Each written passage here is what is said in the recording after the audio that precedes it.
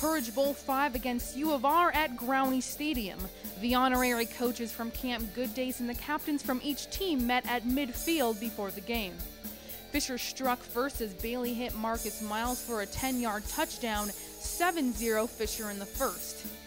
In the second quarter, U of R's Patrick Keegan goes 41 yards to Alvis Njoku for a touchdown that would tie the game at 14. Or would not tie the game at 14. The Yellow Jackets missed the extra point, which would come back to haunt them later in the game.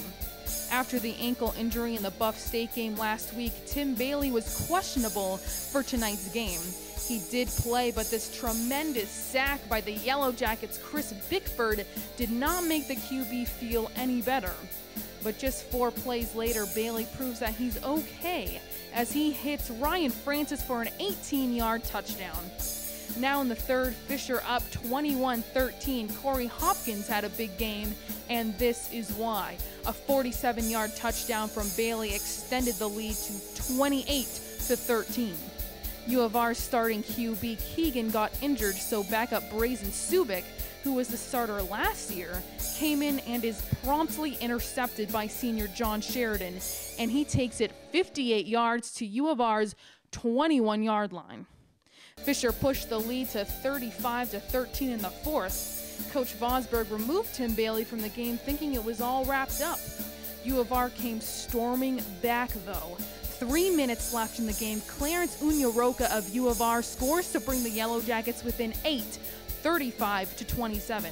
Still with under 3 minutes to go, Fisher had possession of the ball and could hand it off to a veteran like Scott Beal to run the clock out, unless he fumbles it. Scott Beal fumbles the football with 1:49 left, giving U of R the ball at the Fisher 44-yard line, and they took advantage of the benevolent field position. Subic again to Unyaroka with 48 seconds left.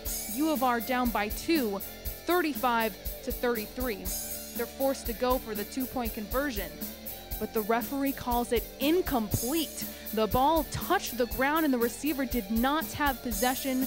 All Fisher had to do was take a knee after the kickoff to secure the 35-33 win. The Cardinals advanced to 2-1 in 2009. For U of R, Clarence Unyaroka had 19 carries for 74 yards and 5 catches for 50 yards and 2 touchdowns. Patrick Keegan went 18 for 28 with 210 yards and 3 touchdowns. His replacement, Brazen Subic, went 14 for 19 with 165 yards and 2 touchdowns. For the Cardinals, who escaped with the win, Bailey went 14 for 19 with 199 yards and 3 touchdowns. He passed the 3,000-yard passing mark for his career in just 14 starts. He's the 4th Fisher player to do so. Brad Carlton had 49 yards on 11 carries and 1 touchdown. Corey Hopkins gathered 92 yards on 4 catches and a touchdown.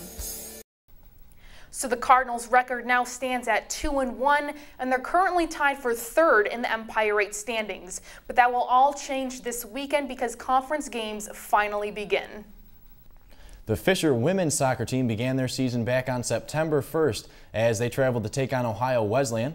The Cardinals fell behind in that matchup early on and were unable to recover as they dropped their first decision 3-0. Senior goalie Ashley Martin had 4 saves in the season opening loss. And after that first loss, the Lady Cards went into their next contest, the home opener, against DeUville, looking to net their first win of the 2009 season. In the matchup, the women outshot DeUville 30-7 to 1, with junior standout Megan G leading the way with a hat trick, putting in 3 goals. G and the rest of the Cardinals couldn't have done without the 3 assists tallied by Mary Doherty. Also scoring for Fisher was freshman Catherine Meebaum, senior Kaylin Witz, and it ended with sophomore Caitlin Moran cleaning up the loose ball and putting it into the back of the net for DeUville.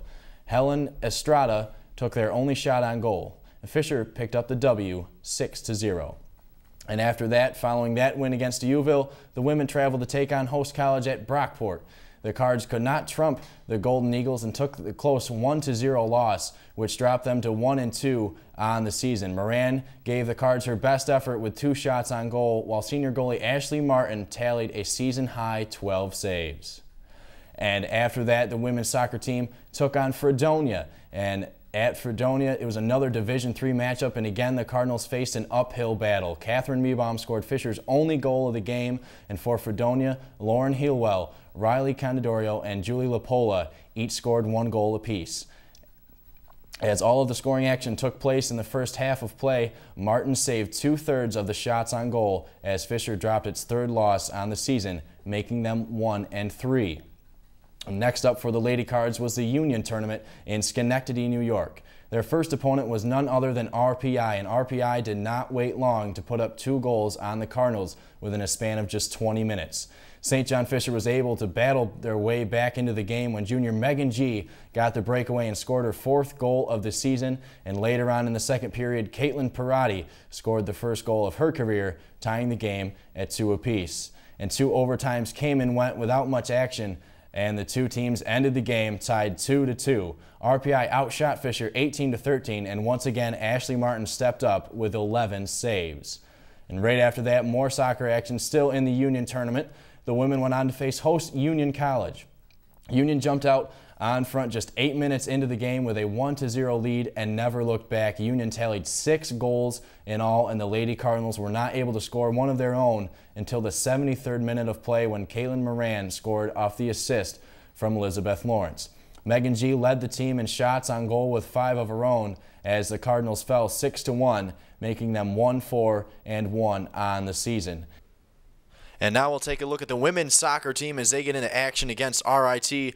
Right here we pick up the game in the 50th minute and still scoreless until Fisher's Joel Joseph shoots it off the crossbar, but Mary Doherty, she was right there to put it in. 1-0 Fisher early in the game here just over the 50th minute. And in the 66th minute, Liz Lawrence on the corner kick, and Megan G fields it and puts it past the keeper, and that's another goal, make it 2-0 for St. John Fisher College over the RIT Tigers.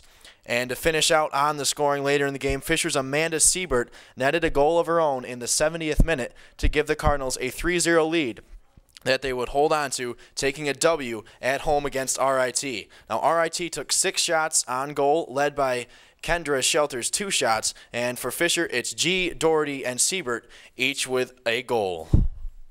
And after all those matchups, we have the Empire 8 standings, and we'll take a look at them right now.